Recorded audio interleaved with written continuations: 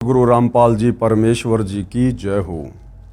परम पिता परमात्मा सारी सृष्टि के रचनहार, कुल मालिक, असंख्य ब्रह्मांडों के स्वामी, जगत गुरु, तीनों लोकों में प्रवेश करके सबका धारण पोषण करने वाले राजाधिराज, आत्माधार, नाथों के नाथ, देवों के देव महादेव, सर्वेश्वर महेश्वर, मृत्युंजय, अजरो अमर, आदि अनादि सनातनी प्रभु, जगत पिता जगदीश्वर, श्री श्री 1008 की उपाधि के वास्तविक अधिकारी, अकाल मूरत शब्द स्वरूपी राम वासुदेव, सर्वगतम ब्रह्म, परम पूज्य, प्रथम पूज्य, परम संत, परम पुरुष, परम धनी, परम दयालु, सत्य कबीर, हक्का कबीर, अल्लाहु कबीर, अल्लाहु अकबर, बाखबर, अल्लाह ताला, जगत के तारणहार, जगत के मुक्तिदाता, जगत के जगन्नाथ, हारे के सहारे, हिंदुओं के राम, मुसलमानों के अल्लाह, सिखों के वाहिगुरु, ईसाइयों के मसीह, दया के सागर दयानिधि, करुणा के सागर करुणानिधि,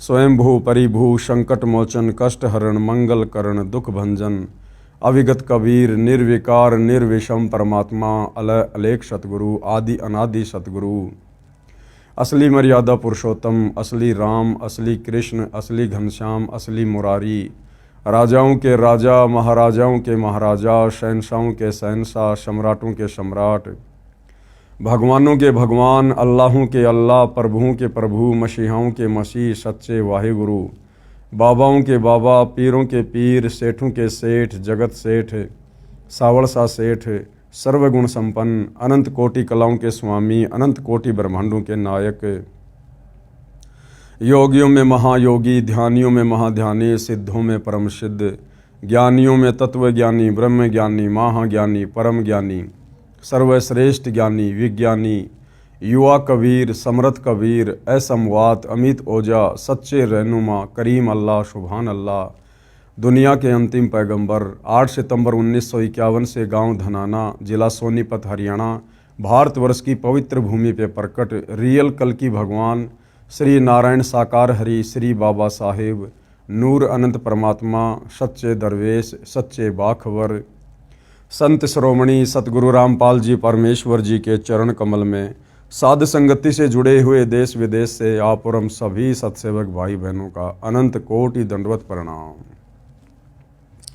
सत्साई भाई और बहनों, बहुत बड़ी दया, बहुत बड़ी मेहर पूज्य गुरुदेव भगवान की, परमेश्वर रामपाल जी की, जिनके शुभ आशीर्वाद से, विशेष आशीर्वाद से पूरे विश्व के मानव समाज को अध्यात्म के विषय में, भक्ति और भगवान के विषय में वो अति गूढ़ और गहन जानकारी प्राप्त हो रही है, जो जानकारी सदियों से आप और हमारे से दूर थी, और अध्यात्म के विषय में वो सच्चाई हमसे दूर होने के कारण हम अपने इस अनमोल मनुष्य जीवन को बर्बादी की ओर लेकर जा रहे थे।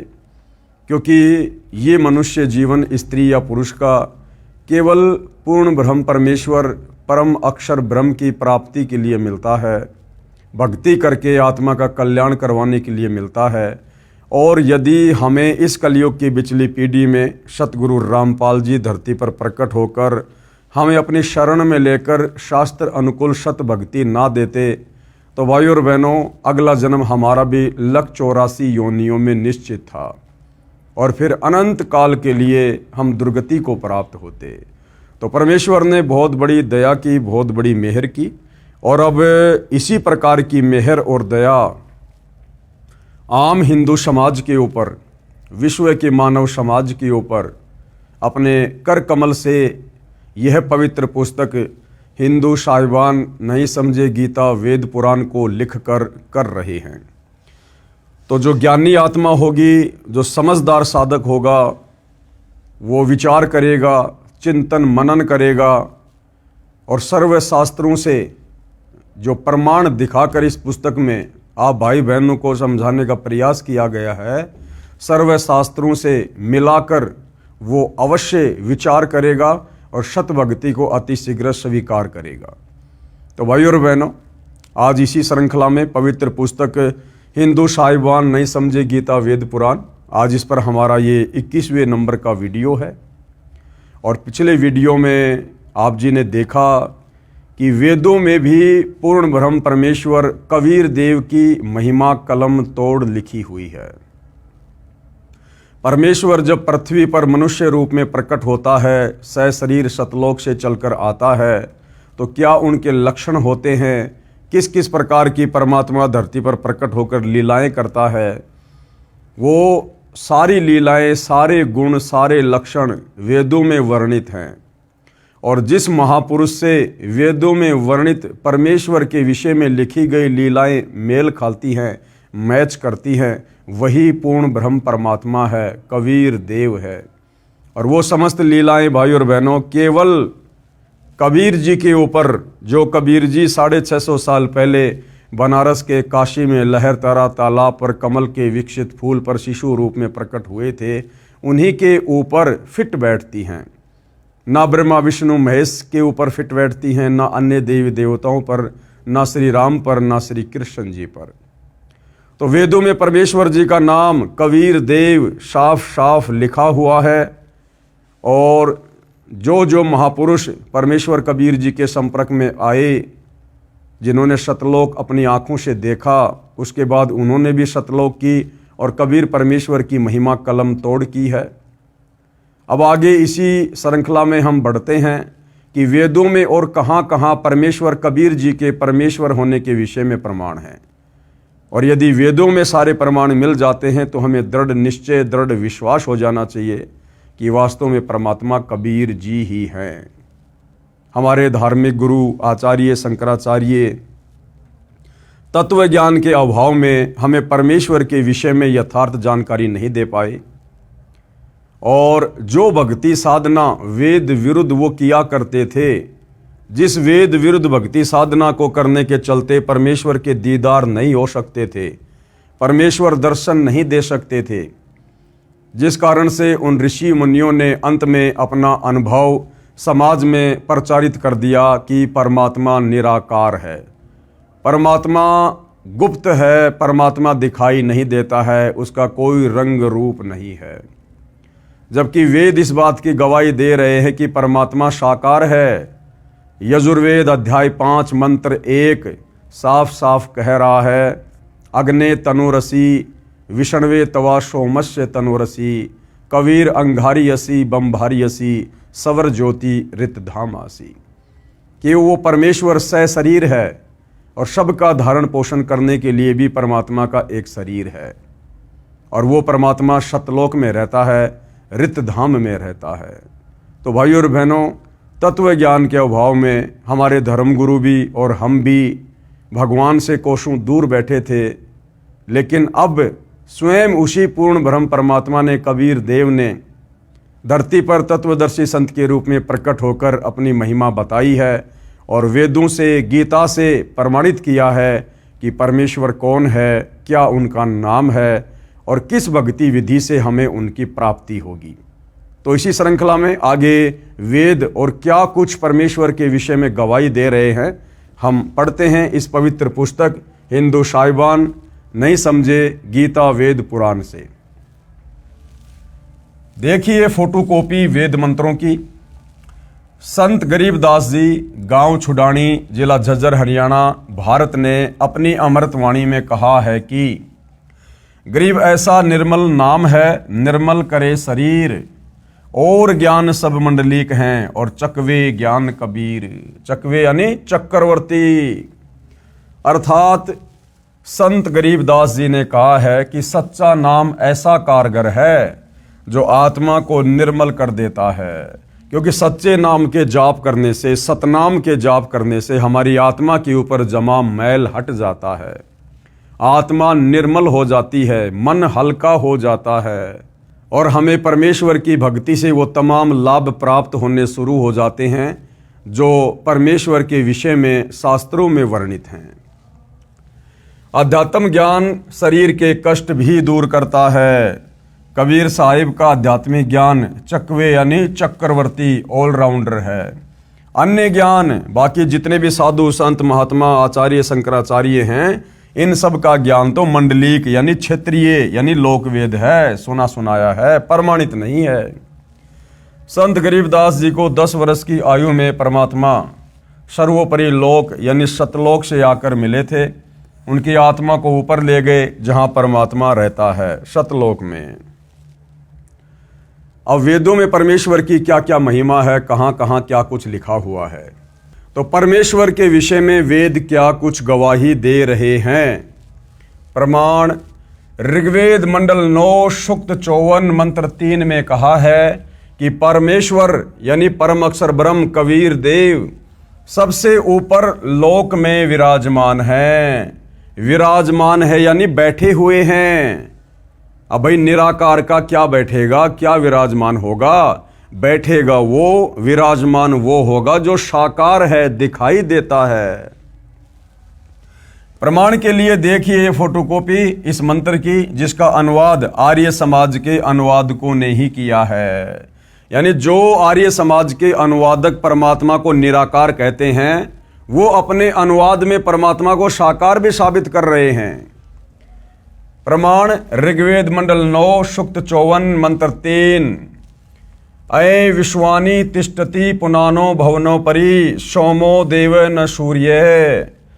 ये श्लोक है संस्कृत में, आप जी की आंखों के सामने देख सकते हैं। साथ में हर एक शब्द के हिंदी में अनुवाद हैं। और गुरुदेव भगवान क्या विवेचन दे रहे हैं। विवेचन ऋग्वेद मंडल 9 सूक्त 54 मंत्र 3 की फोटोकॉपी में आप देखें। इसका अनुवाद आर्य समाज के विद्वानों ने किया है। उनके अनुवाद में भी स्पष्ट है कि वह परमात्मा भुवनोपरि अर्थात संपूर्ण ब्रह्मांडों के ऊर्ध्व अर्थात ऊपर, तिष्ठति यानी विराजमान है, ऊपर बैठा है। अब इस श्लोक का यथार्थ अनुवाद सतगुरु रामपाल जी ने किया है। और क्या कह रहे हैं गुरुदेव भगवान। अये मानी यह सोमदेव यानी अमर परमेश्वर। सोम यानी अमर और देव यानी परमात्मा परमेश्वर। सूर्य के नए मानी समान, विश्वानी सर्व को पुनः पवित्र करता हुआ, और भुवनोपरि यानी सर्व ब्रह्मांडों के ऊर्ध्व अर्थात ऊपर, तिष्ठति यानी बैठा है। क्या कह रहे हैं गुरुदेव भगवान। भावार्थ जैसे सूर्य ऊपर है और अपना प्रकाश तथा उष्णता से सभी को लाभ दे रहा है, इसी प्रकार यह अमर परमेश्वर जिसका ऊपर के मंत्र में वर्णन किया है, सर्व ब्रह्मांडों के ऊपर बैठा है और अपनी शक्ति से, अपनी वचन शक्ति से सर्व ब्रह्मांडों का संचालन कर रहा है। जिस प्रकार सूर्य आप और हमारे से करोड़ों किलोमीटर दूर होते हुए भी पूरे संसार को उष्णता दे रहा है, गर्मी दे रहा है, प्रकाश दे रहा है, इसी प्रकार सूर्य को बनाने वाला परमात्मा क्या होगा, उसकी शक्ति क्या होगी, उसकी पावर क्या होगी। तो वो परमात्मा भी सर्व ब्रह्मांडों के ऊपर, यानी उस परमेश्वर से ऊपर फिर कोई सृष्टि नहीं है। फिर बाकी जो भी सृष्टि है इस क्षर पुरुष की यानी काल की 21 ब्रह्मांड और अक्षर पुरुष के 7 संग ब्रह्मांड उस परमेश्वर के लोक से नीचे नीचे हैं। तो वो परमात्मा धूलोक के तीसरे पृष्ठ पर यानी सतलोक के तीसरे पोर्शन में बैठकर सारी सृष्टि का संचालन कर रहा है।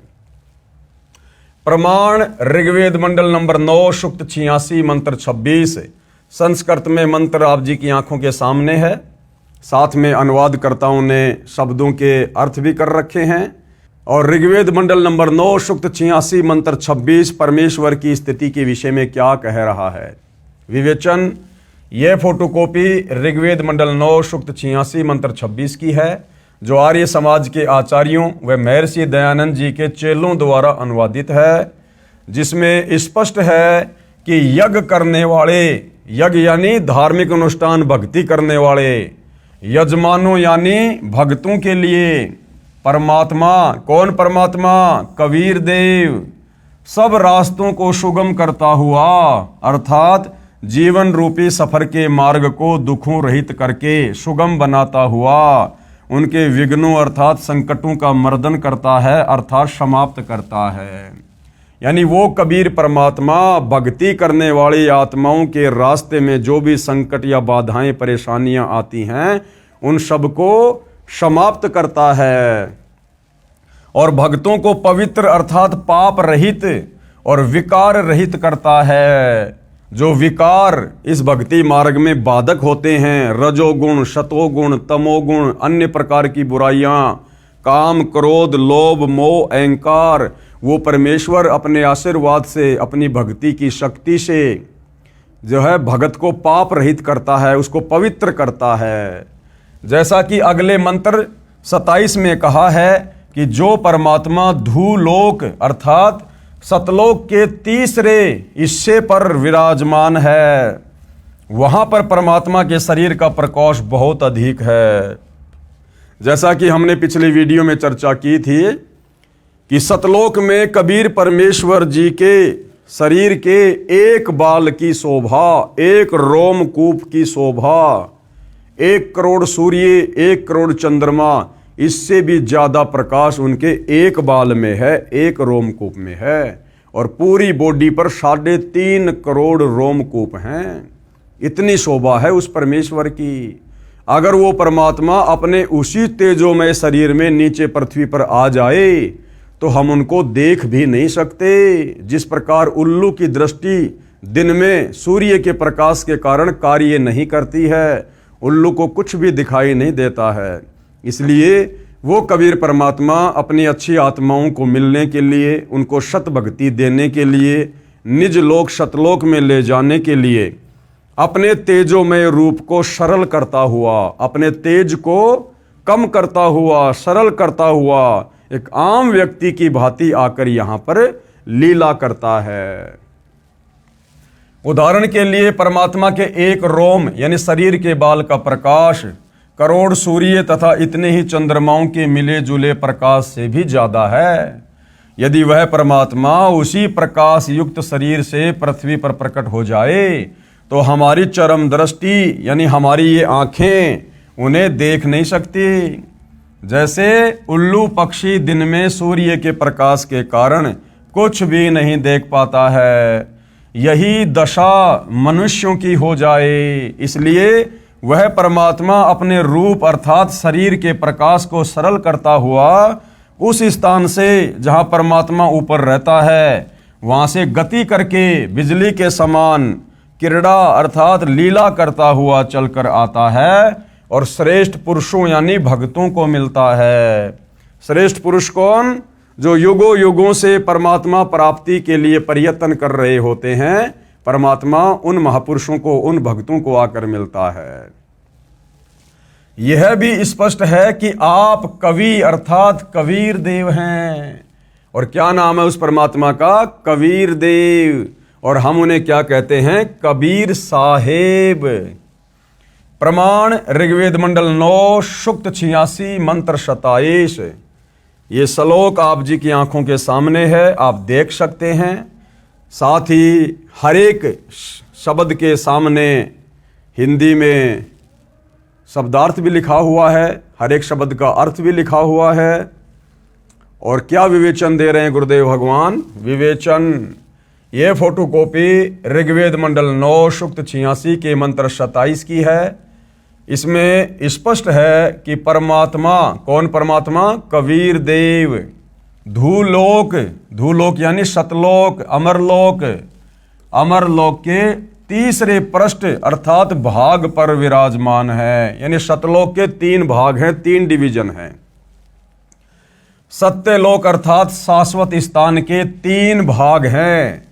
एक भाग में वन, पहाड़, झरने, बाग, बगीचे आदि हैं, जहां पर सतलोक की आत्माएं खेलने के लिए, पिकनिक मनाने के लिए, मौज मस्ती के लिए आती हैं। यह बाहरी भाग है अर्थात बाहरी भाग है। जैसे भारत की राजधानी दिल्ली भी 3 भागों में बटी है। जो बाहरी दिल्ली है जिसमें गांव, खेत, खलिहान और नहरें हैं, दूसरा बाजार बना है और तीसरा संसद भवन तथा कार्यालय है। इसी प्रकार सतलोक के भी 3 डिवीजन हैं, 3 भाग हैं। तो सतलोक के सबसे ऊपरी भाग में परमात्मा कबीर देव सहशरीर विराजमान हैं। इसके पश्चात धूलोक में बस्तियां हैं और सपरिवार मोक्ष प्राप्त हंस आत्माएं रहती हैं।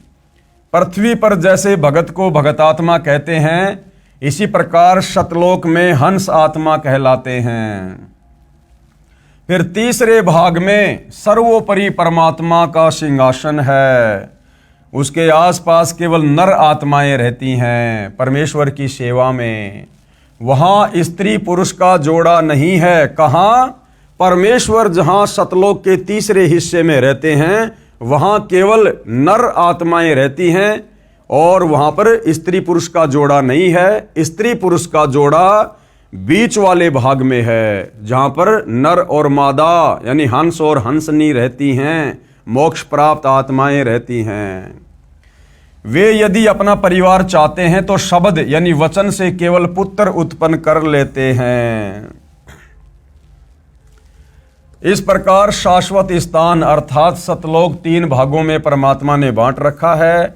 वहां यानी सतलोक में प्रत्येक स्थान पर रहने वालों में वृद्ध अवस्था नहीं है, यानी सतलोक में कभी कोई बूढ़ा नहीं होता है।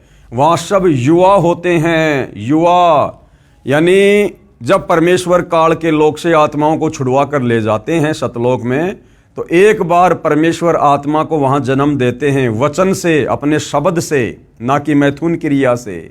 उसके बाद वो आत्मा, वो हंस आत्मा युवा होती है और फिर वो सदा युवा ही रहती है। वहाँ कभी बुढ़ापा नहीं है, वहाँ कभी भी बुढ़ापे का कष्ट नहीं है, वहाँ पर मृत्यु नहीं है, वहाँ मृत्यु नहीं है।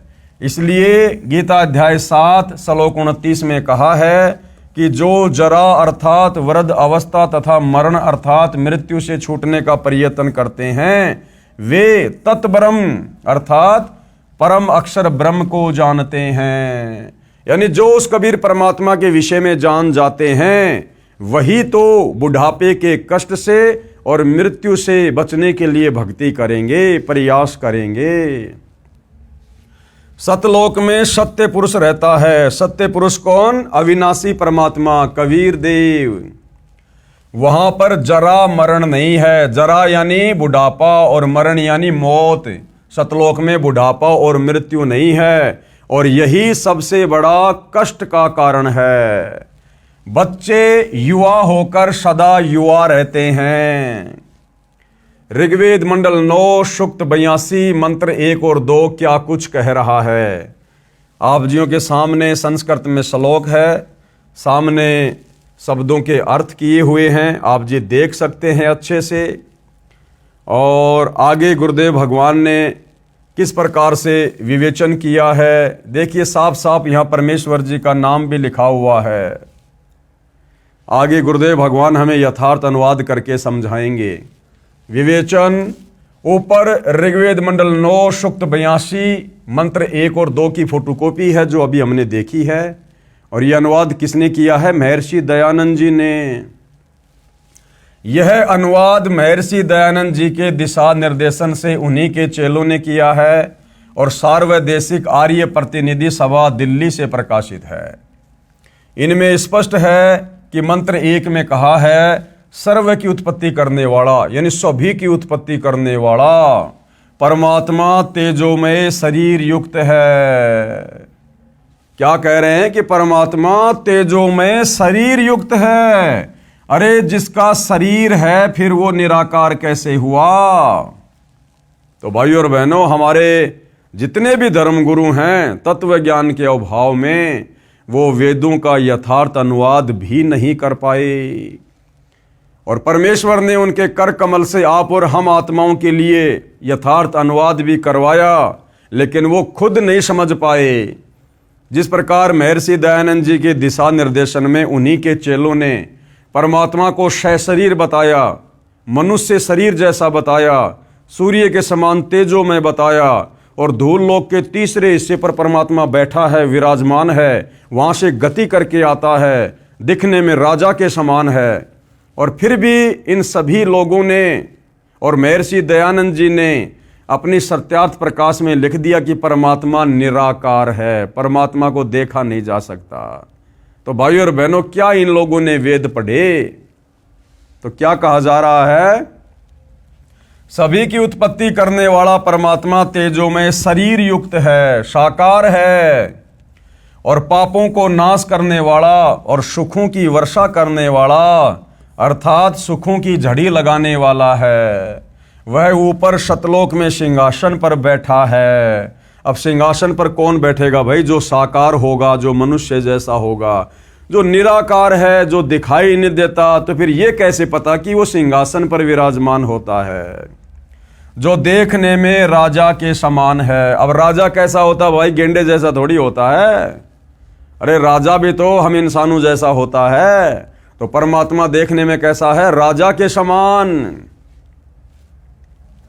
यही प्रमाण सूक्ष्म वेद में है। सूक्ष्म वेद यानी जब कबीर परमात्मा धरती पर प्रकट होकर तत्वदर्शी संत के रूप में जो तत्व ज्ञान रूपी वाणियां बोलते हैं, उसको सूक्ष्म वेद कहते हैं। उन वाणियों को फिर आगे चलकर संग्रहित कर लिया जाता है ग्रंथ के रूप में।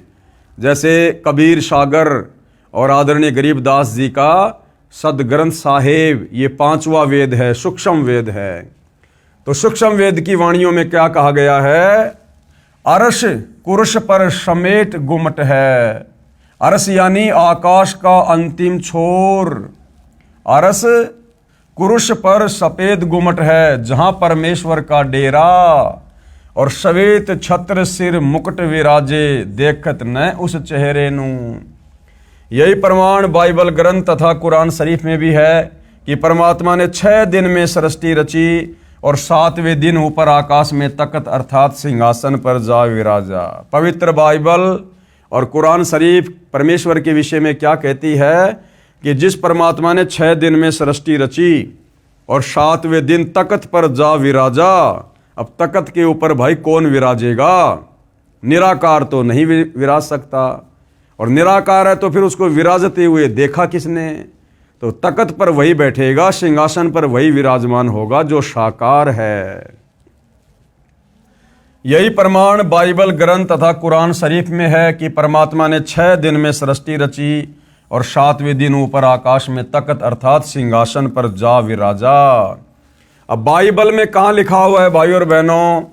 आपको बताया जा रहा है बाइबल के उत्पत्ति ग्रंथ 2 के श्लोक 26 और 30 तथा कुरान शरीफ की सूरत फुरकानी 25 आयत नंबर 52 से 59 में है। वह परमात्मा अपने अमर धाम से चलकर यानी सतलोक से चलकर पृथ्वी पर शब्द वाणी से ज्ञान सुनाता है। बोल बोल कर वाणियों के माध्यम से, शब्दों के माध्यम से, भजनों के माध्यम से अपने तत्व ज्ञान को सुनाता है। वह वर्णीय अर्थात आदरणीय श्रेष्ठ व्यक्तियों को प्राप्त होता है, यानी परमात्मा अच्छी आत्माओं को मिलता है, उनको मिलता है। जैसे संत धर्मदास जी बांधवगढ़ मध्य प्रदेश वाले को मिले। वो परमात्मा किन किन को आकर मिले? विशेषकर कलयुग में परमात्मा कबीर देव सतलोक से चलकर किन किन महापुरुषों को मिले, उनका जिक्र है। नंबर 1 संत धर्मदास जी बांधवगढ़ मध्य प्रदेश वाले को मिले। कहाँ मिले? मथुरा में मिले। संत मलुकदास जी को परमात्मा मिले।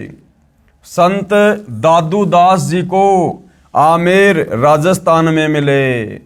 संत नानक देव जी को मिले बेई नदी पर सुल्तानपुर में पश्चिमी पाकिस्तान में। संत गरीबदास जी गांव छुडानी जिला जज्जर हरियाणा वाले को मिले छुडानी के खेतों में।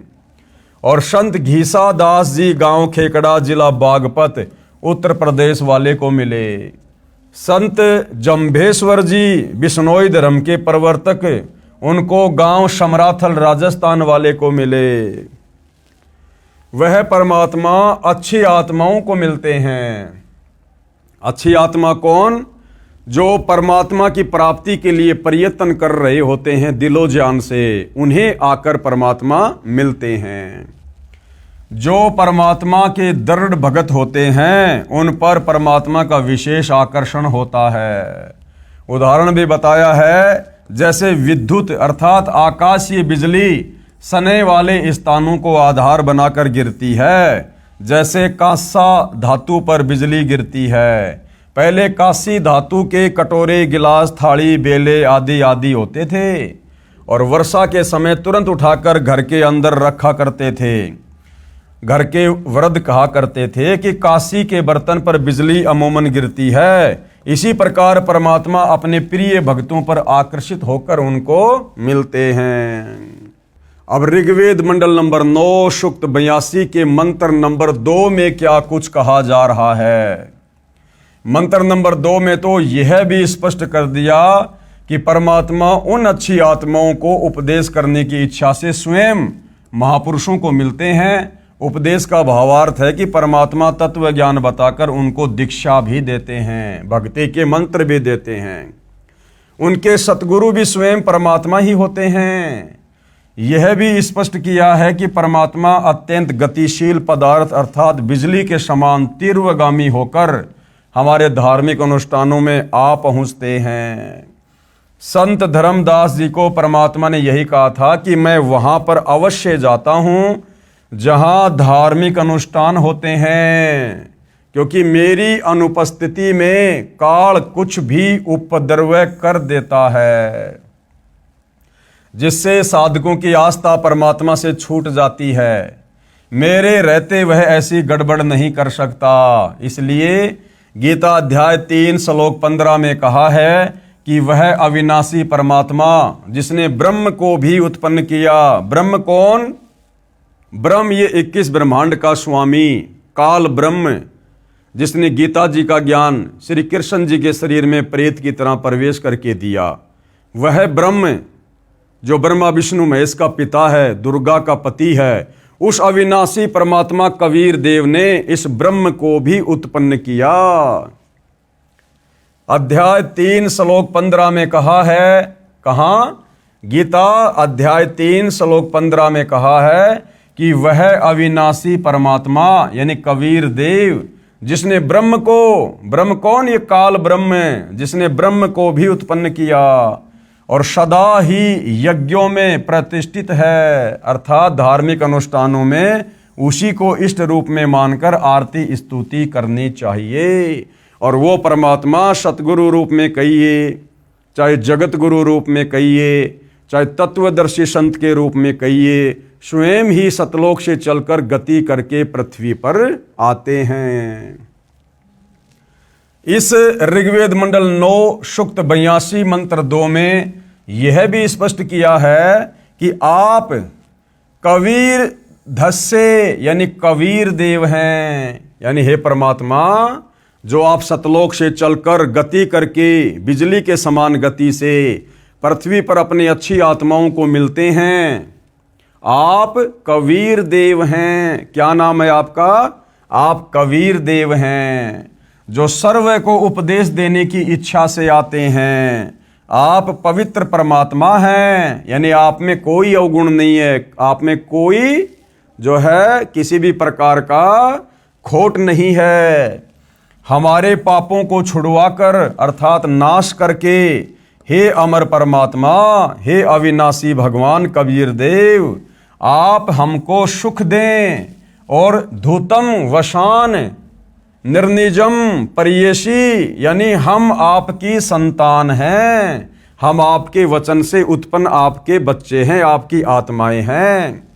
हमारे प्रति वह वात्सल्य वाला प्रेम भाव उत्पन्न करते हुए उसी निर्निजम यानी सुंदर रूप को परियासी यानी उत्पन्न करें, अर्थात हमारे को अपने बच्चे जानकर जैसे पहले और जब चाहें तब आप अपनी प्यारी आत्माओं को प्रकट होकर मिलते हैं, उसी तरह हमें भी दर्शन दो। और भाइयों और बहनों, निसंदेह परमात्मा आज सर्व को दर्शन दे रहे हैं, सर्व को दर्शन दे रहे हैं प्रकट होकर। केवल उनको जानने की और पहचानने की आवश्यकता है। प्रमाण ऋग्वेद मंडल नंबर 9 सूक्त 86 मंत्र 16 से 20। श्लोक आप जी की आंखों के सामने है, शब्दों के अर्थ भी सामने किए हुए हैं। हम सीधा इसके विवेचन पर चलेंगे। ऋग्वेद मंडल 9 सूक्त 96 के मंत्र 16 में कहा कि हे परमात्मन, हे परमेश्वर, आप अपने श्रेष्ठ गुप्त नाम का ज्ञान कराइए। हे परमात्मा, आप अपने गुप्त नाम का हमें ज्ञान कराइए। उस नाम को मंत्र 17 में बताया है कि वह कवि यानी कबीर देव है। उस सत्य पुरुष अविनाशी परमात्मा का नाम क्या है? कबीर देव। मंत्र 17 की केवल हिंदी। शिशुम जज्ञानम हरियंतम, यानी परमेश्वर जान बूझकर तत्व ज्ञान बताने के मकसद से शिशु रूप में प्रकट होता है। अब बताओ भाइयों और बहनों, हमारे ज्ञानहीन तत्व ज्ञानहीन धर्म गुरुओं ने वेदों को पढ़ा, तोते की तरह रटा, लेकिन वेद परमात्मा के विषय में क्या गवाही दे रहे हैं ये वो नहीं समझ पाए। अब वेद क्या कह रहे हैं कि वो परमात्मा जानबूझकर शिशु रूप में प्रकट होता है। अब शिशु रूप कैसा होता भाई? बच्चे का रूप कैसा होता है? फिर परमात्मा निराकार कैसे हुआ? क्या कहता है? शिशुम जज्ञानम हरियंतम, यानी परमेश्वर जानबूझकर तत्व ज्ञान बताने के मकसद से शिशु रूप में प्रकट होता है। जैसे सतयुग में प्रकट हुआ, त्रेता में हुआ, द्वापर में हुआ और कलयुग में बनारस के काशी में सन 1398 में लहरतारा तालाब पर कमल के फूल पर प्रकट हुआ। उनके ज्ञान को सुनकर मरुतो गणेन, यानी भक्तों का बहुत बड़ा समूह उस परमात्मा का अनुयायी बन जाता है। जैसे काशी में उनके तत्व ज्ञान को सुनकर उनसे सुख प्राप्त करके 64 लाख लोग उनके शिष्य बने। अब भाइयों और बहनों, विचार करने की बात है, आज से 650 साल पहले का समय और पूरे भारतवर्ष की जनसंख्या मात्र 4 करोड़ थी, मात्र 4 करोड़, आज से 650 साल पहले। और परमात्मा किस जाति में आए हुए थे, किस वर्ण में लीला कर रहे थे? जुलाहे जाति में, धानक जाति में। और 650 साल पहले तो भाइयों और बहनों जातिवाद अपनी चरम सीमा पर था। अगर किसी धानक समाज के व्यक्ति का, चमार समाज के व्यक्ति का अगर कोई कपड़ा भी किसी के लग जाता था, वो तुरंत नहाया करता था। इतनी नफरत किया करते थे लोग अज्ञानता में। तो 650 साल पहले कबीर परमात्मा धानक जाति में, जुलाहों की कॉलोनी में, और भाइयों और बहनों उनके 64 लाख शिष्य, किसी ब्राह्मण के भी उस समय 64 लाख शिष्य नहीं थे, किसी धर्म गुरु के भी 64 लाख शिष्य नहीं थे। तो कबीर परमेश्वर जो 650 साल पहले आए थे, कोई आम व्यक्ति नहीं थे, आम साधु संत महात्मा नहीं थे, किसी देव के अवतार नहीं थे, स्वयं सारी सृष्टि के मालिक थे। और वो परमात्मा जो चाहे सो कर सकता है, जो चाहे सो। तो परमात्मा ने एक उदाहरण पेश किया कि जुलाहा जाति में आकर और 64 लाख शिष्य अपने ज्ञान के बलबूते पर, अपनी शक्ति के बलबूते पर, चमत्कारों के बलबूते पर वो परमात्मा ही बना सकता है। तो क्या कह रहे हैं कि भक्तों का बहुत बड़ा समूह उस परमात्मा का अनुयायी बन जाता है। मर्जंती सुबयंती वहीन, अर्थात वह ज्ञान बुद्धिजीवी लोगों को समझ में आता है। वे उस परमेश्वर की स्तुति भक्ति तत्व ज्ञान के आधार से करते हैं, यानी शास्त्र विधि को त्याग के मनमाना आचरण नहीं करते। जब तत्वदर्शी संत रूप में कबीर परमात्मा प्रकट होकर जो ज्ञान देता है, जो शास्त्र अनुकूल भक्ति होती है, उनके जो फॉलोवर हैं, जो भगत हैं, वो उसी आधार से सतभक्ति करते हैं। वह भक्ति वहीन अर्थात शीघ्र लाभ देने वाली होती है। वह परमात्मा अपने तत्व ज्ञान को काव्यना यानी कवित्व से, अर्थात कवियों की तरह दोहों, शब्दों, लोकोक्तियों, चौपाइयों द्वारा, कबीर गिरभी अर्थात कबीर वाणी द्वारा, अर्थात कबीर वाणी द्वारा, पवित्रम अतिरेभन अर्थात शुद्ध ज्ञान को ऊंचे स्वर में गरज गरज कर बोलते हैं। जैसे कबीर परमात्मा कहीं भी किसी भी चौराहे पर एक तारा लेकर ऊंची ऊंची आवाज में अपने तत्व ज्ञान का प्रचार दोहों के माध्यम से, लोकोक्तियों के माध्यम से करने लग जाते थे। वह कवि अर्थात कवि की तरह आचरण करने वाला कौन है? कबीर देव। संत यानी संत रूप में प्रकट, सोम यानी अमर परमात्मा होता है। बताओ, ऋग्वेद मंडल 9 सूक्त 96 मंत्र 17 इस बात की गवाही दे रहा है।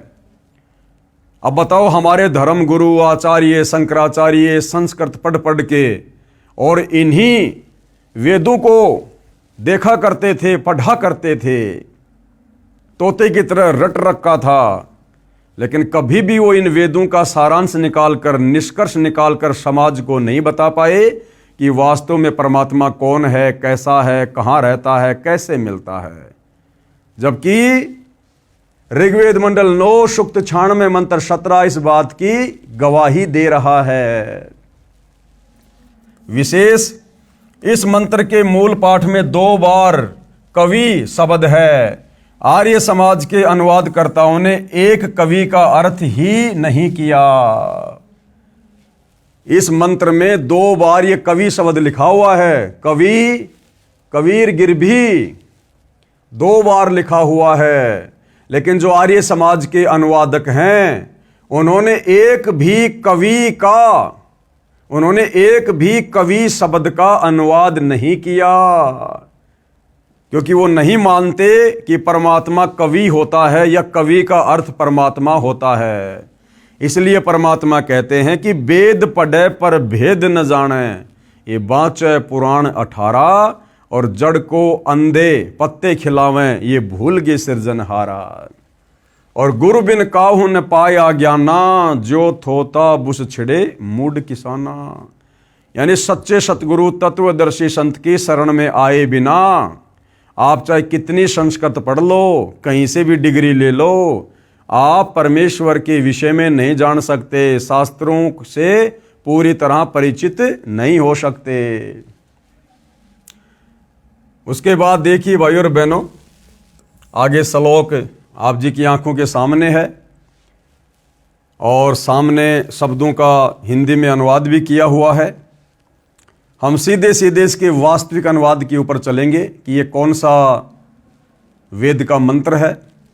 विवेचन, यह है ऋग्वेद मंडल 9 सूक्त 96 मंत्र 18 की फोटोकॉपी है, जो अभी हमने ये देखी है। और ये वेद मंत्र क्या गवाही दे रहा है? जिसका अनुवाद महर्षि दयानंद जी के अनुयायियों ने किया है।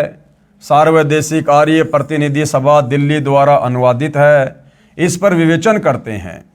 इसके अनुवाद में भी बहुत सी गलतियां हैं जो आर्य समाज के आचार्यों ने की है।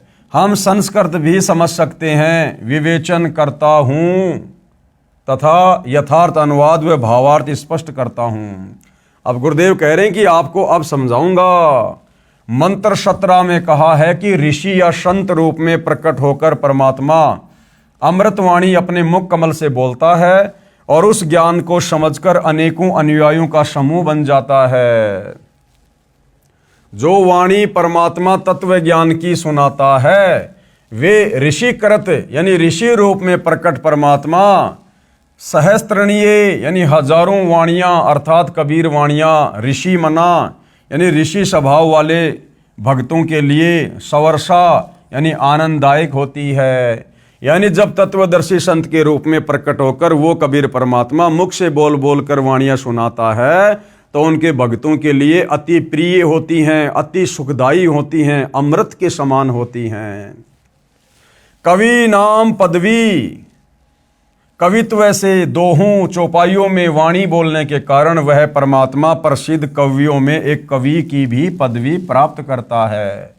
वह सोम यानी अमर परमात्मा शिशासन यानी सर्व की पालन की इच्छा करता हुआ प्रथम स्थिति में महिष यानी बड़ी पृथ्वी अर्थात ऊपर के लोकों में, तृतीयम धाम यानी तीसरे धाम अर्थात सतलोक के तीसरे हिस्से पर, अनुराजती यानी तेजोमय शरीर युक्त स्तूप यानी गुंबज में, विराजम यानी विराजमान है, वहां बैठा है अर्थात साकार है, सशरीर है और सबका धारण पोषण करता है। यही प्रमाण ऋग्वेद मंडल 9 सूक्त 54 मंत्र 3 में है कि परमात्मा सर्व लोकों के ऊपर के लोक में विराजमान है, तिष्ठति यानी बैठा है।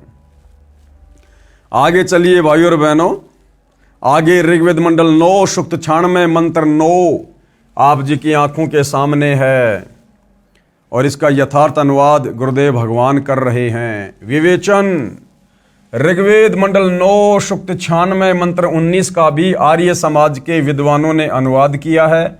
इसमें भी बहुत सारी गलतियां हैं, क्योंकि तत्व ज्ञान के अभाव में भाइयों और बहनों इन वेदों को पढ़ना कोई बच्चों का काम नहीं है।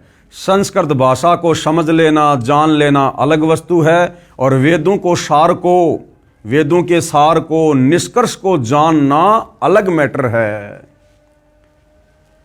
तो गुरुदेव कह रहे कि इसमें भी बहुत सारी गलतियां की हैं। पुस्तक विस्तार के कारण केवल अपने मतलब की जानकारी प्राप्त करते हैं। इस मंत्र में चौथे धाम का वर्णन है, जो आप जी सृष्टि रचना में पढ़ेंगे उससे पूर्ण जानकारी होगी। पढ़ें इसी पुस्तक के पेज नंबर 359 पर, यानी आगे चलकर हम इसी पुस्तक में सृष्टि रचना को भी पढ़ेंगे। परमात्मा ने ऊपर के 4 लोक अजर अमर रचे हैं, क्योंकि आप और हम भाई बहनों को तो अच्छे से पता है कि सतलोक, अलखलोक, अगमलोक और अनामी लोक, ये ऊपर के 4 अजर अमर अविनाशी लोक हैं, जिनका कभी विनाश नहीं होता। परमात्मा ने ऊपर के 4 अजर अमर लोक रचे हैं। अनामी लोक जो सबसे ऊपर है, दूसरा अगम लोक, तीसरा अलख लोक और चौथा सत्य लोक। हम पृथ्वी लोक पर हैं। यहां से ऊपर के लोकों की गिनती करेंगे तो सबसे पहले सतलोक आएगा, फिर अलख लोक आएगा, फिर अगम लोक तथा अनामी लोक गिना जाता है। उस चौथे धाम में बैठकर, यानी सबसे ऊपर अनामी लोक में बैठकर परमात्मा ने सर्व ब्रह्मांडों व लोकों की रचना की। शेष रचना सतलोक में बैठकर की थी। आर्य समाज के अनुवादकों ने तुरिया परमात्मा अर्थात चौथे परमात्मा का वर्णन किया है। ये चौथा धाम है, उसमें मूल पाठ मंत्र 19 का भावार्थ है कि तत्वदर्शी संत चौथे धाम तथा चौथे परमात्मा का भिन्न भिन्न वर्णन करता है। कौन कर सकता है? वो तत्वदर्शी संत, धीराणाम संत, क्योंकि वो स्वयं ही परमात्मा होता है और अपने विषय में बताने के लिए, समझाने के लिए वो कबीर परमात्मा स्वयं ही पृथ्वी पर तत्वदर्शी संत के रूप में प्रकट होता है। इसलिए उनके अलावा यथार्थ जानकारी उनके विषय में और उनके अजर अमर लोकों के विषय में और कोई नहीं दे सकता है। पाठक जन कृपया पढ़ें सृष्टि रचना इसी पुस्तक के पेज नंबर 359 पर, जिससे आप जी को ज्ञान होगा कि लेखक यानी संत रामपाल जी ही वह तत्वदर्शी संत है जो तत्व ज्ञान से परिचित है। अन्यथा भाइयों और बहनों, सतयुग बीत गया, त्रेता युग बीत गया, द्वापर बीत गया, कलयुग भी शुरू हो चुका है और हमारे ऋषि महर्षि आचार्य शंकराचार्यों ने इन वेदों के अनुवाद कर करके समाज में उतार भी दिए हैं। और यदि इनके अनुवादों को देखा जाए तो इन्होंने भक्ति और भगवान के नाम पर दुनिया को केवल गुमराह किया है। जो यथार्थ सत्य जानकारी तत्वदर्शी सतगुरु रामपाल जी दे रहे हैं, ये जानकारी आप और हमें देखने को भी नहीं मिलेगी। देखने को भी किसी भी धर्म गुरु के द्वारा किए गए वेदों के अनुवाद में। आगे देखिएगा भाइयों और बहनों, ऋग्वेद मंडल 9 सूक्त 96 मंत्र 20 आप जी की आंखों के सामने है और क्या कुछ कहा जा रहा है। विवेचन ऋग्वेद मंडल 9 सूक्त 96 मंत्र 20 का यथार्थ ज्ञान जानते हैं। इस मंत्र का अनुवाद महर्षि दयानंद के चेलों द्वारा किया गया है। इनका दृष्टिकोण ये रहा है कि परमात्मा निराकार है।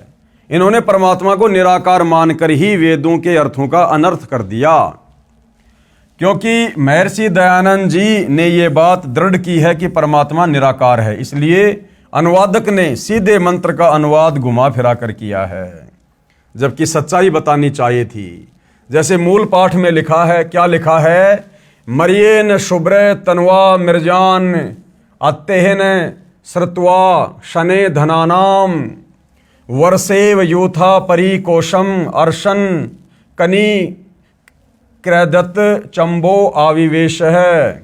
अनुवाद, जैसे मरिये ने यानी मनुष्य सुंदर वस्त्र धारण करता है, ऐसे परमात्मा मनुष्य के समान शुभ्र तन्व यानी सुंदर शरीर निर्जान धारण करके अत्ते यानी अत्यंत गति से चलता हुआ, सनिये धनानाम यानी भक्ति धन के धनियों अर्थात पुण्य आत्माओं को प्राप्ति के लिए आता है। यूथा वर्षेव, जैसे एक समुदाय को उनका सेनापति प्राप्त होता है, ऐसे वह परमात्मा संत व ऋषि रूप में प्रकट होता है तो उसके बहुत संख्या में अनुयायी बन जाते हैं और परमात्मा उनका गुरु रूप में मुखिया होता है। वह परमात्मा परिकोशम प्रथम ब्रह्मांड में अर्शन यानी प्राप्त होकर अर्थात आकर, कनी क्रैदत यानी ऊंचे स्वर में सत्य ज्ञान उच्चारण करता हुआ, चमवो यानी पृथ्वी खंड में अविवेश यानी प्रविष्ट होता है।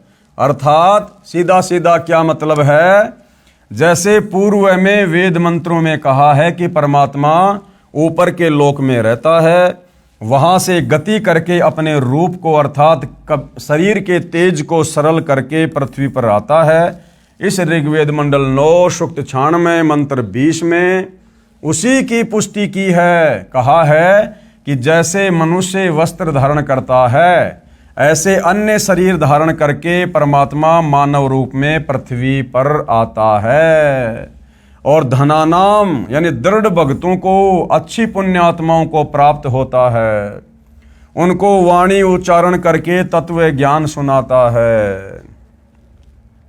अब क्या विवेचन दे रहे हैं गुरुदेव, ये ऋग्वेद मंडल 9 सूक्त 96 मंत्र 16 से 20 की फोटो कॉपियाँ हैं, जिनका हिंदी अनुवाद महर्षि दयानंद सरस्वती आर्य समाज प्रवर्तक के दिशा निर्देशन से उनके आर्य समाजी चेलों ने किया है। ये अनुवाद कुछ कुछ ठीक है, अधिक तो गलत ही है।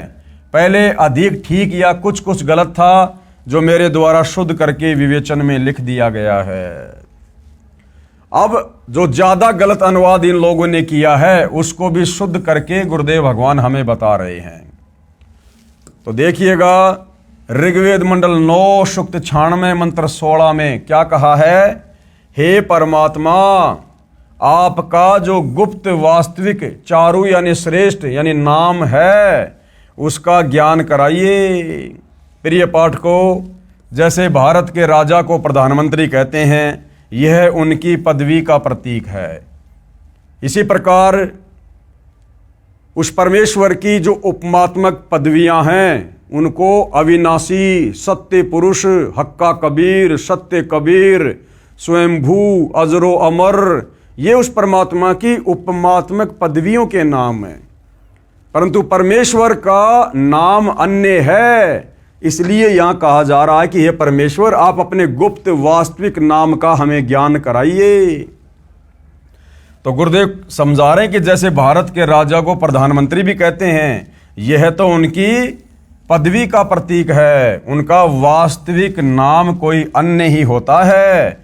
जैसे पहले प्रधानमंत्री जी पंडित जवाहरलाल नेहरू जी थे, जवाहरलाल उनका वास्तविक नाम है। इस मंत्र 16 में कहा है कि हे परमात्मा, आपका जो वास्तविक नाम है, जो असली नाम है, वह श्रोत्रम ही यानी उपासना करने का, स्व आयुध यानी भक्ति करने का आपका जो वास्तविक नाम है, स्वचालित शस्त्र के समान पूयमान यानी अज्ञान रूपी गंध को नाश करके जो पाप नाशक है, आप अपने उस सत्य मंत्र का हमें ज्ञान कराइए। देव सोम यानी हे अमर परमेश्वर, आपका वह मंत्र श्वासों द्वारा नाक आदि गा यानी इंद्रियों से, वशुम अभि यानी श्वास श्वास से जपने से, शप्तिरेव शक्ति इव यानी विद्युत जैसी गति से अर्थात शीघ्रता से, अभिवाज यानी भक्ति धन से परिपूर्ण करके, सर्वशामी यानी ऐश्वर्य को तथा मोक्ष को प्राप्त कराइए।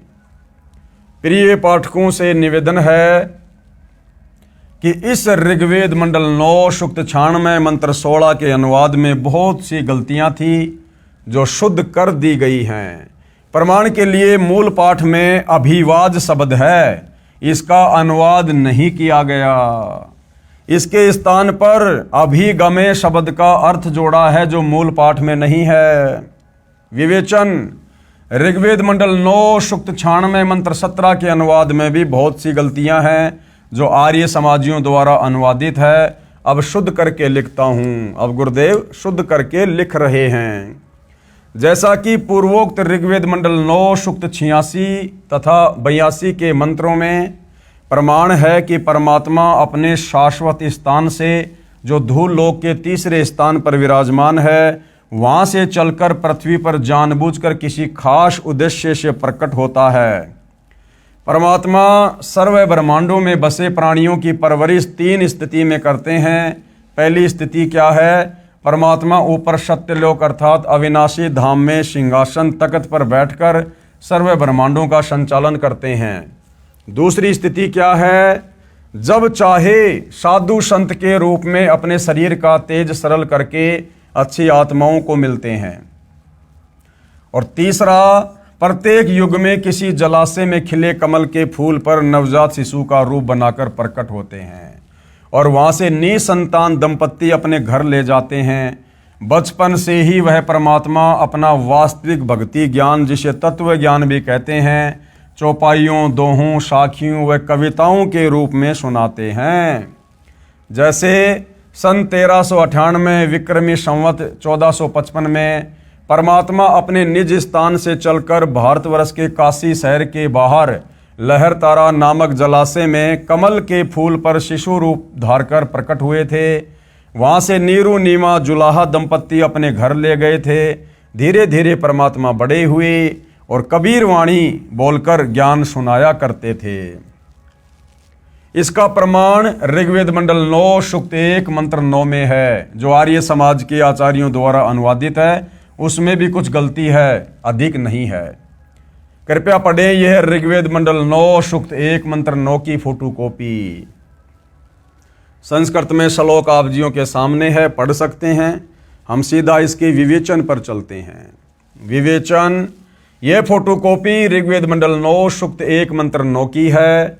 इसमें स्पष्ट है कि सोम यानी अमर परमात्मा जब शिशु रूप में प्रकट होता है तो उसकी परवरिश की लीला कवारी गायों यानी अभी अधन्या धेनवय द्वारा होती है। कवारी गायों के दूध से परमात्मा के बाल रूप की परवरिश होती है। यही प्रमाण कबीर सागर के अध्याय ज्ञान प्रकाश में है कि जिस परमेश्वर कबीर जी को नीरू नीमा अपने घर ले गए, तब शिशु रूपधारी परमात्मा ने न अन्न खाया न दूध पिया। फिर स्वामी रामानंद जी के बताने पर एक कुंवारी गाय अर्थात एक बछिया नीरू लाया। उसने तत्काल दूध दिया। उस कुंवारी गाय के दूध से परमेश्वर की परवरिश की लीला हुई थी। कबीर सागर लगभग 600 वर्ष पहले का लिखा हुआ है। कोई ये ना सोचे कि भी वर्तमान में सतगुरु रामपाल जी ने लिख दिया होगा। तो परमेश्वर की जो लीलाएं वेदों में वर्णित हैं वो सत्य हैं, और जिस महापुरुष पर खरी उतरती हैं वही अविनाशी परमात्मा है।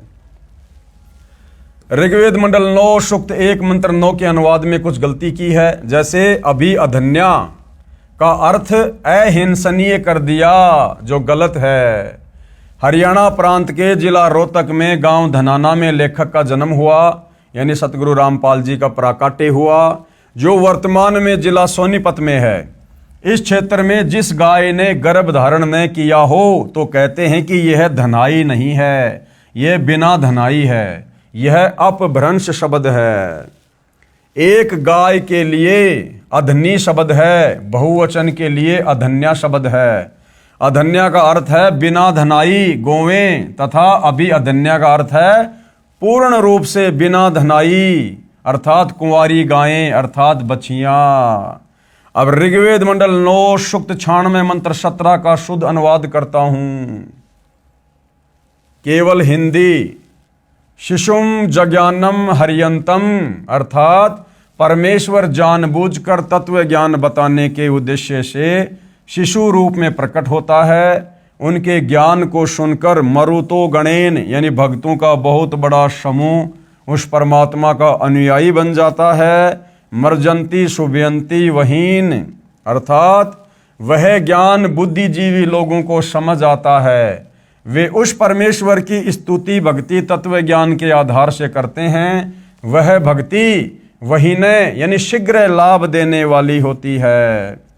वे परमात्मा अपने तत्व ज्ञान को काव्यना यानी कवित्व से अर्थात कवियों की तरह दोहों शब्दों लोकोक्तियों चौपाइयों द्वारा कबीर गिरभी अर्थात कबीर वाणी द्वारा अर्थात कबीर वाणी द्वारा पवित्रम अतिरेभन अर्थात शुद्ध ज्ञान को ऊंचे स्वर में गरज गरज कर बोलते हैं। वह कवि अर्थात कवि की तरह आचरण करने वाला कबीर देव है, जो संत रूप में प्रकट सोम अर्थात अमर परमात्मा होता है। यानी संत रूप में तत्वदर्शी संत रूप में प्रकट वो स्वयं परमात्मा ही होता है। ऋग्वेद मंडल 9 सूक्त 96 मंत्र 17। अब आगे क्या कह रहे हैं परमात्मा विशेष। इस मंत्र के मूल पाठ में 2 बार कवि शब्द है, परंतु आर्य समाज के अनुवादकों ने एक कवि का अर्थ ही नहीं किया।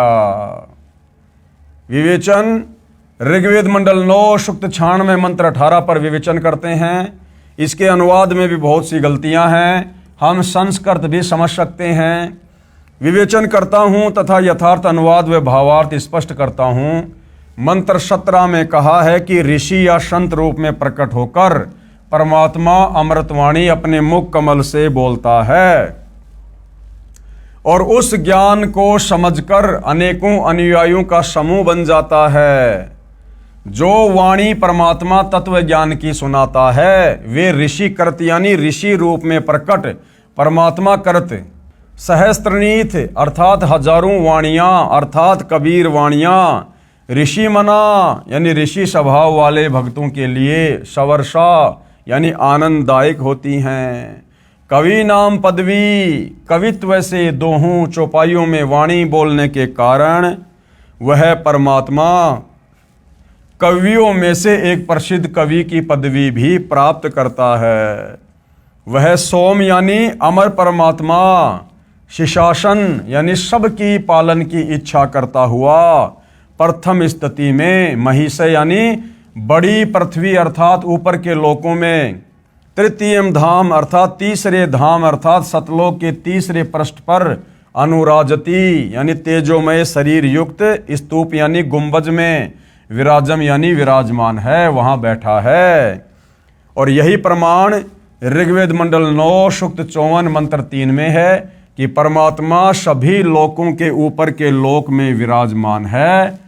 तिष्ठति यानी बैठा है अर्थात वो साकार है, सह शरीर है, तेजोमय शरीर है, उसका नाम कबीर है। विवेचन दे रहे हैं गुरुदेव। ऋग्वेद मंडल 9 सूक्त 96 मंत्र 19 का भी आर्य समाज के विद्वानों ने ही अनुवाद किया है। इसमें भी बहुत सारी गलतियां हैं। पुस्तक विस्तार के कारण केवल अपने मतलब की जानकारी प्राप्त करते हैं। इस मंत्र में चौथे धाम का वर्णन है। आप जी सृष्टि रचना में पढ़ेंगे, उससे पूर्ण जानकारी होगी। पढ़िए इसी पुस्तक के पेज नंबर 359 पर आगे। परमात्मा ने ऊपर के 4 लोक अजर अमर रचे हैं। अनामी लोक जो सबसे ऊपर है, अगम लोक, फिर अलख लोक और फिर सत्य लोक। हम वर्तमान में पृथ्वी लोक पर हैं। यहां से ऊपर के लोकों की गिनती करेंगे तो सबसे पहले नंबर आएगा सतलोक का, फिर अलख लोक का, फिर उससे ऊपर अगम लोक का, फिर चौथा अनामी लोक जो सबसे ऊपर है। उस चौथे धाम में बैठकर परमात्मा ने सर्व ब्रह्मांडों व लोकों की रचना की।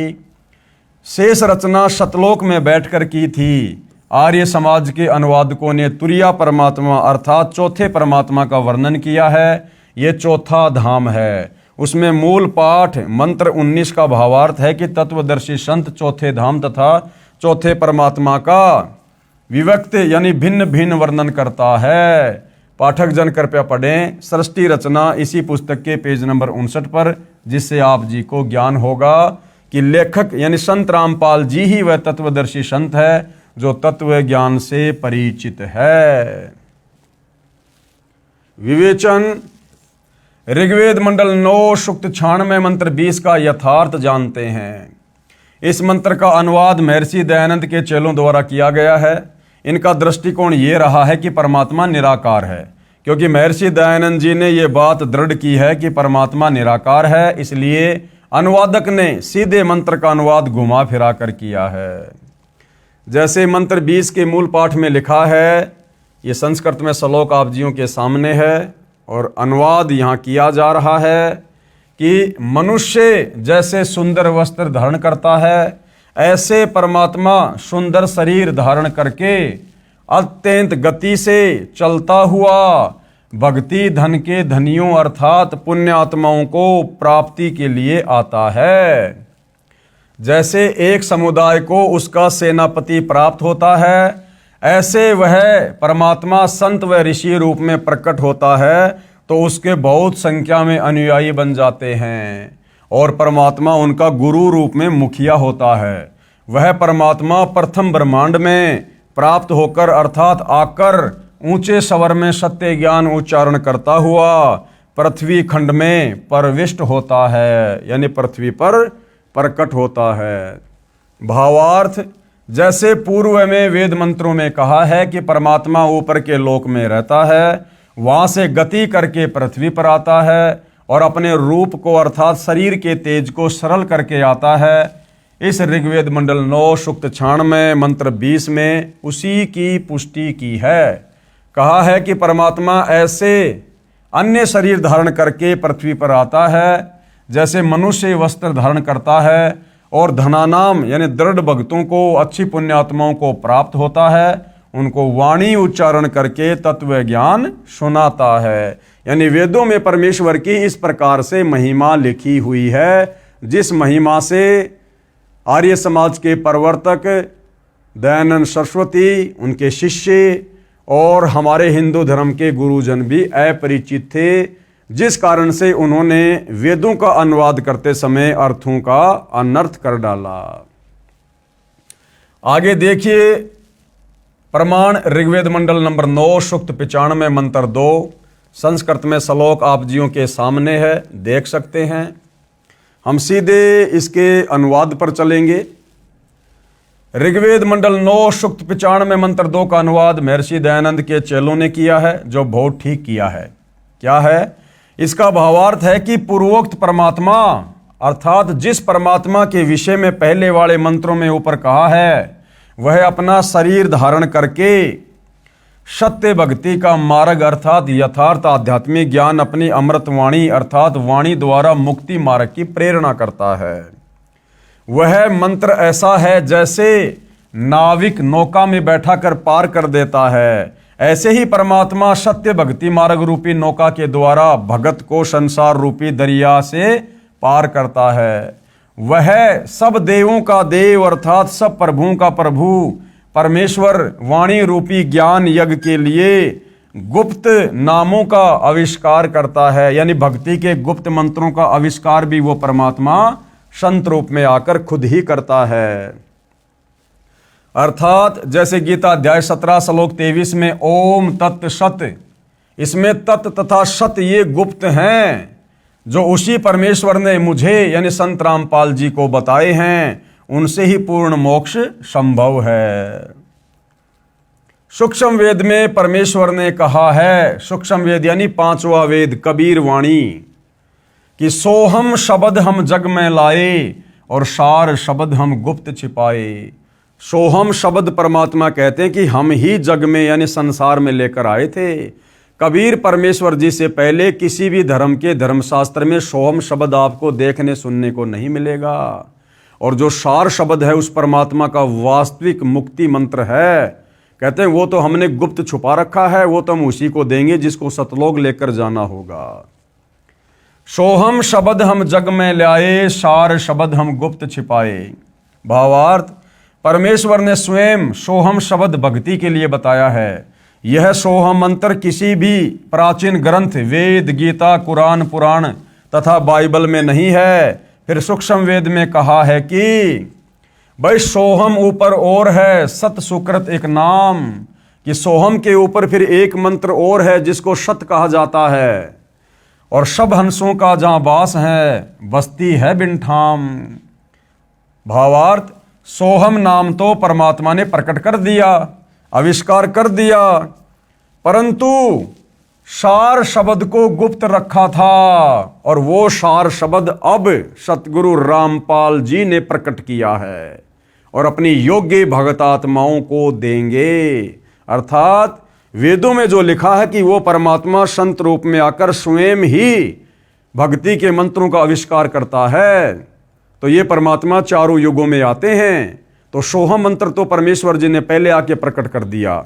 अब वर्तमान में वही कबीर परमात्मा धरती पर संत रामपाल जी के रूप में प्रकट हैं, जो अब उस शत मंत्र का आविष्कार करके आप और हमें देंगे। अब मुझे यानी लेखक संत रामपाल जी को बताया है, अपने आप को छुपाते हुए कह रहे हैं गुरुदेव भगवान, जो भक्तों को दीक्षा के समय बताया जाता है, इसका गीता अध्याय 17 श्लोक 23 में कहे ओम तत्सत से संबंध है। प्रमाण ऋग्वेद मंडल नंबर 9 सूक्त 94 मंत्र 1। ये संस्कृत में श्लोक आप जियों के सामने है, देख सकते हैं। हम सीधा इसके विवेचन पर चलेंगे। विवेचन, ऋग्वेद मंडल 9 सूक्त 94 मंत्र 1 का अनुवाद भी आर्य समाज के विद्वानों द्वारा किया गया है। पुस्तक विस्तार को ध्यान में रखते हुए उन्हीं के अनुवाद से अपना मत सिद्ध करते हैं। जैसे पूर्व में लिखे वेद मंत्रों में बताया गया है कि परमात्मा अपने मुख कमल से वाणी उच्चारण करके तत्व ज्ञान बोलता है। लोकोक्तियों के माध्यम से, कवित्व से, दोहों, शब्दों, साखियों, चौपाइयों के द्वारा वाणी बोलने से प्रसिद्ध कवियों में से भी एक कवि की उपाधि प्राप्त करता है, और उसका नाम कबीर देव अर्थात कबीर साहिब है। इस ऋग्वेद मंडल नंबर 9 सूक्त 94 मंत्र 1 में भी यही स्पष्ट है कि जो सर्वशक्तिमान परमेश्वर है वह कव्यन वर्जम ने यानी कवियों की तरह आचरण करता हुआ पृथ्वी पर विचरण करता है। प्रमाण ऋग्वेद मंडल 9 सूक्त 20 मंत्र 1। संस्कृत में श्लोक आप जियों के सामने है, देख सकते हैं। विवेचन, ऋग्वेद मंडल 9 सूक्त 20 मंत्र 1 का अनुवाद भी आर्य समाज के विद्वानों ने किया है। इसका अनुवाद ठीक कम और गलत अधिक है। इसमें मूल पाठ में लिखा है, क्या लिखा है? प्र कबीर देव वित्तीय अव्य वारे भी अर्षति शाहान विश्वा अभि स्पृशद। सरलार्थ, वेद ज्ञान दाता से जो दूसरा कबीर देव कबीर परमेश्वर है, वह विद्वानों अर्थात जिज्ञासुओं को ज्ञान धन की तृप्ति के लिए श्रेष्ठ आत्माओं को ज्ञान देता है।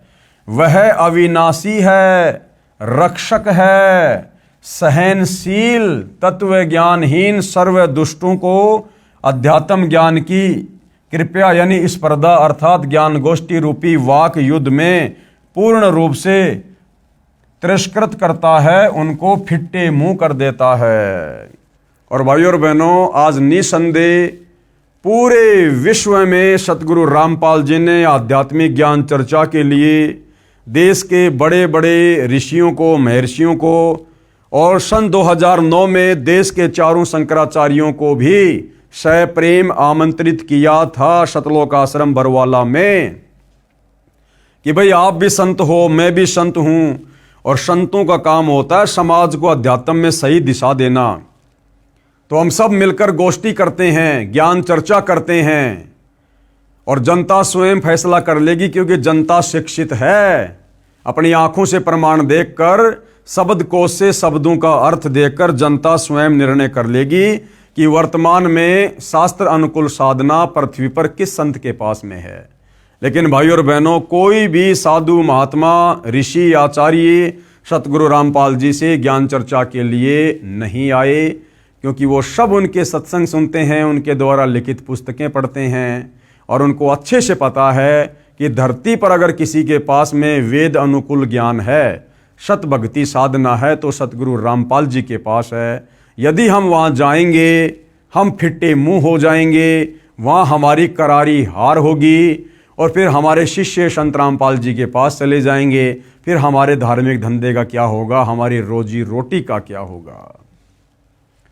विशेष क्या कह रहे हैं गुरुदेव, इस मंत्र के अनुवाद में आप फोटोकॉपी में देखेंगे तो पता चलेगा कि कई शब्दों के अर्थ आर्य विद्वानों ने छोड़ रखे हैं। जैसे प्र शब्द वारे भी, जिस कारण से वेदों का यथार्थ भाव सामने नहीं आ सका।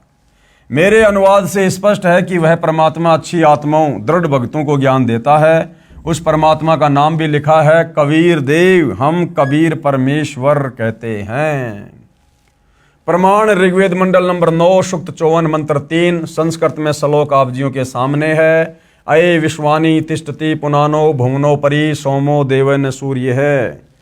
और विवेचन में गुरुदेव भगवान क्या कह रहे हैं, विवेचन ऋग्वेद मंडल नंबर 9 सूक्त 54 मंत्र 3 की फोटोकॉपी में आप देखिएगा। इसका अनुवाद आर्य समाज के विद्वानों ने किया है। उनके अनुवाद में भी स्पष्ट है कि वह परमात्मा भुवनोपरि अर्थात संपूर्ण ब्रह्मांडों के ऊर्ध्व अर्थात ऊपर तिष्ठति यानी विराजमान है, ऊपर बैठा हुआ है। अर्थात ये वेद बार बार गवाही दे रहे हैं कि वो परमात्मा सशरीर है, साकार है, वो निराकार नहीं है। उसका शरीर तेजोमय है, उसके एक बाल में इतनी रोशनी है, करोड़ सूर्य मिला दो, करोड़ चंद्रमा मिला दो, उससे भी कहीं ज्यादा। और उस परमेश्वर का नाम कबीर है, कबीर, कबीर, हम उसको कबीर साहिब कहते हैं। और तत्व ज्ञान प्रदान करने के लिए वो परमात्मा सतलोक से चलकर गति करके सशरीर धरती पर तत्वदर्शी संत के रूप में प्रकट होता है। इसका यथार्थ अनुवाद इस प्रकार है, यह अमर परमेश्वर सूर्य अर्थात सूर्य के समान विश्वानी यानी सर्व को पुनः पवित्र करता हुआ भुवनोपरि सर्व ब्रह्मांडों के ऊर्ध्व अर्थात ऊपर तिष्ठति यानी बैठा है, विराजमान है। जैसे सूर्य ऊपर है और अपना प्रकाश तथा उष्णता से सभी को लाभ दे रहा है, इसी प्रकार यह अमर परमेश्वर जिसका ऊपर के मंत्रों में वर्णन किया है कबीर देव, सर्व ब्रह्मांडों के ऊपर बैठकर अपनी निराकार शक्ति से सर्व प्राणियों को लाभ दे रहा है तथा सर्व ब्रह्मांडों का संचालन कर रहा है। तर्क क्या कह रहे हैं गुरुदेव, तर्क महर्षि दयानंद का अर्थात आर्य समाजियों का मत है कि परमात्मा किसी एक स्थान पर किसी लोक विशेष में नहीं रहता। आर्य समाज क्या कहता है कि परमात्मा ऊपर कहीं किसी एक लोक में विराजमान नहीं है। और इसका प्रमाण है Satyarth Prakash समूलास number 7 page number 148 पर आर्य साहित्य प्रचार ट्रस्ट 427 गली मंदिर वाली नया बांस दिल्ली 78वां संस्करण। किसी ने प्रश्न किया महर्षि दयानंद जी से, किसी ने प्रश्न किया ईश्वर व्यापक है व किसी देश विशेष में रहता है, ये परमात्मा हर जगह फैला हुआ है या किसी एक विशेष स्थान पर रहता है? तो उत्तर दिया महर्षि दयानंद जी ने कि व्यापक है, क्योंकि जो एक देश में रहता तो सर्व अंतर्यामी, सर्वज्ञ, सर्वनियंता, सबका सृष्टा, सबका धर्ता और प्रलय करता नहीं हो सकता। अप्राप्त देश में कर्ता की क्रिया का होना असंभव है। सत्यार्थ प्रकाश से लेख समाप्त है। तो महर्षि जी ने साबित कर दिया कि परमात्मा एक देश में नहीं रहता है, एक जगह एक लोक में नहीं रहता है, जबकि वेद गवाही दे रहे हैं कि वो परमात्मा धूलोक के तीसरे पृष्ठ पर विराजमान है, राजा के समान देखने योग्य है और वहां से चल के गति करके अपनी अच्छी आत्माओं को मिलता है। महर्षि दयानंद जी नहीं मानते कि परमात्मा किसी देश अर्थात स्थान विशेष पर रहता है। महर्षि दयानंद जी वेद ज्ञान को सत्य ज्ञान मानते हैं। आप जी ने अनेकों वेद मंत्रों में अपनी आंखों पढ़ा कि परमात्मा ऊपर एक स्थान पर रहता है, वहां से गति करके यहां भी प्रकट होता है। महर्षि दयानंद तथा आर्य समाजी परमात्मा को निराकार मानते हैं। अब इसका प्रमाण कहाँ है कि आर्य समाजी और महर्षि दयानंद जी परमात्मा को निराकार मानते हैं? सत्यार्थ प्रकाश के समोल्लास नंबर 9 पेज नंबर 176, समोल्लास नंबर 7 पेज नंबर 149, समोल्लास नंबर 11 पेज नंबर 251 पर कहा है कि परमात्मा निराकार है। प्रिय पाठकों ने अनेकों वेद मंत्रों में पढ़ा कि परमात्मा साकार है, वह मनुष्य जैसा है, ऊपर के लोक में रहता है, वहां से गति करके चलकर आता है पृथ्वी पर प्रकट होता है। अच्छी आत्माओं को जो दृढ़ भगत होते हैं उनको मिलता है, उनको तत्व ज्ञान अपने मुख कमल से बोलकर सुनाता है, कवियों की तरह आचरण करता है, पृथ्वी पर विचरण करके परमात्मा अपना अध्यात्म ज्ञान ऊंचे स्वर में उच्चारण करके सुनाता है। गीता अध्याय 4 श्लोक 32 में भी यही प्रमाण है। अब गुरुदेव क्या कह रहे हैं, प्रिय पाठकों, आप स्वयं निर्णय करें कि किसको कितना आध्यात्मिक ज्ञान था। अब गुरुदेव कह रहे हैं कि भाई सच्चाई आप लोगों के सामने है, वेदों को दिखा के यथार्थ अनुवाद समझाकर आपको बता दी गई है।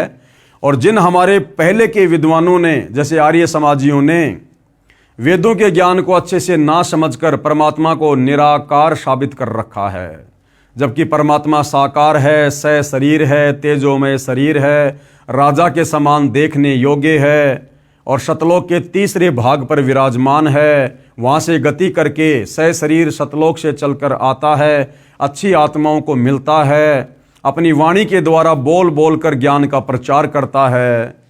और महर्षि दयानंद जी कहते हैं कि परमात्मा निराकार है और किसी एक जगह पर नहीं रहता है।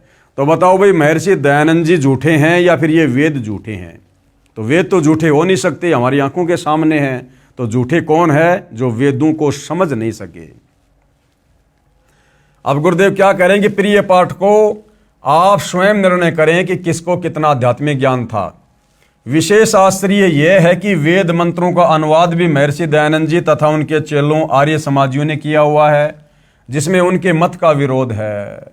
निवेदन, अब गुरुदेव भगवान क्या कह रहे हैं, वेद मंत्रों की फोटोकॉपियां लगाने का उद्देश्य यह है कि यदि मैं, कौन, लेखक संत रामपाल जी, अनुवाद करके पुस्तक में लगाता तो अन्य व्यक्ति ये कह देते कि संत रामपाल जी को संस्कृत भाषा का ज्ञान नहीं है, इसलिए इनके अनुवाद पर विश्वास नहीं किया जा सकता। अब यह शंका उत्पन्न नहीं हो सकती, अब तो यह दृढ़ता आएगी कि संत रामपाल जी ने जो वेद मंत्रों का अनुवाद किया है वह यथार्थ है, क्योंकि आज का युवा शिक्षित है, आज का मनुष्य शिक्षित है, विचार कर सकता है, शब्दों के अर्थों को देख सकता है डिक्शनरी में, गूगल पर, और अपनी आंखों से फिर वो अनुवाद को ठीक तरीके से समझ सकता है। तो भाई सतगुरु रामपाल जी को वैसे तो आवश्यकता नहीं थी, क्योंकि ये तो धीराणाम संत है, तत्वदर्शी संत है भाई।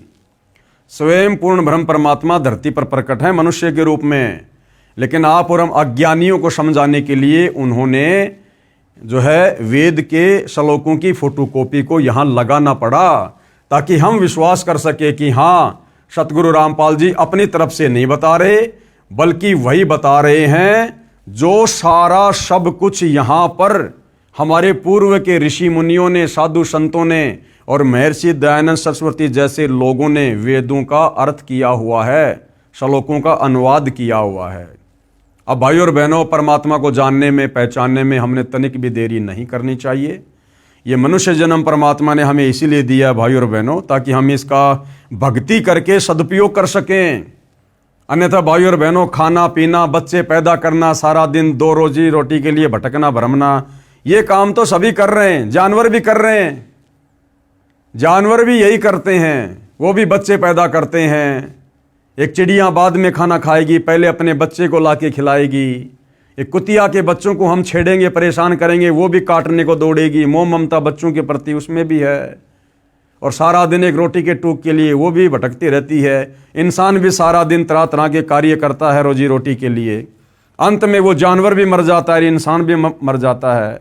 तो भाई और बहनों, यदि हमने इस मनुष्य जन्म से परमात्मा प्राप्ति नहीं की, शास्त्र अनुकूल सत भक्ति नहीं की, तत्वदर्शी संत से उपदेश लेकर, तो ये मनुष्य जन्म हमारा यूं ही बर्बाद हो जाएगा, और परमात्मा फिर हमसे बहुत नाराज होगा कि नादान, तुझे पृथ्वी लोक पर ऐसे समय में मनुष्य शरीर प्राप्त था जिस समय स्वयं परमात्मा तत्वदर्शी संत रूप में धरती पर प्रकट थे, तूने मौका क्यों नहीं उठाया? अब ये मौका तुझे अनंत युगों तक नहीं मिलेगा। चल लख 84 योनियों में गधे कुत्ते सुअर के शरीर भोग। तो भाई और बहनों, विनती कर सकते हैं, प्रार्थना कर सकते हैं, बाकी समझना ना समझना, विचार करना ना करना, इस सतभक्ति को ग्रहण करना ना करना, ये भाई आपके पिछले संस्कारों पर और आपके वर्तमान के बुद्धि विवेक पर निर्भर करता है। तो भाइयों और बहनों, आगे हम इसी पवित्र पुस्तक से जानेंगे कि उस कबीर परमेश्वर को किन किन महापुरुषों ने साक्षात देखा, उसके सतलोक को देखा, वहां क्या क्या सुख हैं, कैसी वहां की सृष्टि है। क्या वास्तव में हम पहले सभी सतलोक में रहा करते थे? क्यों हम इस कालबली के चक्कर में फंसकर यहां नीचे गंदे लोक में आ गए? आज 184 योनियां भोग रहे हैं। मनुष्य जन्म में थोड़ा बहुत सुख मिलता है, हम भगवान को भूल जाते हैं। हमें क्यों भुला दिया जाता है कि मैं पहले कहां था, मेरा परिवार कहां था, पहले मेरा बाप कौन था, मेरे बच्चे कौन थे, मरने के बाद मैं कहां जाऊंगा, मेरे बच्चे कहां जाएंगे, और भक्ति का यथार्थ मार्ग क्या है। ये सारी बातें भाइयों और बहनों हमें उन महापुरुषों की जीवनी से पढ़ने देखने को मिलेंगी, जिन महापुरुषों को समय समय पर चारों युगों में स्वयं सतलोक से चलकर कबीर परमात्मा नीचे धरती पर प्रकट होकर मिलते हैं। उनको अपने यथार्थ ज्ञान से परिचित करवाते हैं, उनकी आत्मा को शरीर से निकालकर सतलोक लेकर जाते हैं, उन्हें सारे ब्रह्मांडों की स्थिति से परिचित करवाते हैं, सारे देवताओं से परिचित करवाते हैं, उनकी शक्तियों से परिचित करवाते हैं, और उन आत्माओं का ज्ञान योग खोलते हैं। फिर वे आत्माएं नीचे पृथ्वी पर आकर उस परमेश्वर की कलम तोड़ महिमा करती हैं, उनकी गवाह बनती हैं, और आप और हमें फिर दृढ़ विश्वास होता है कि वास्तव में परमात्मा कौन है और इस मनुष्य जन्म का मुख्य प्रयोजन क्या है। तो भाइयों और बहनों, आज के इस वीडियो में केवल इतना ही। कल परमेश्वर जी के आशीर्वाद से हम बहुत ही अच्छी और गहन जानकारियां प्राप्त करेंगे, जिससे हमारा विश्वास और अधिक दृढ़ होगा। तो पूज्य गुरुदेव भगवान हम सभी को आशीर्वाद दें, आज्ञा दें, सद्बुद्धि दें। बंदी छोड़ सतगुरु रामपाल जी भगवान की जय हो।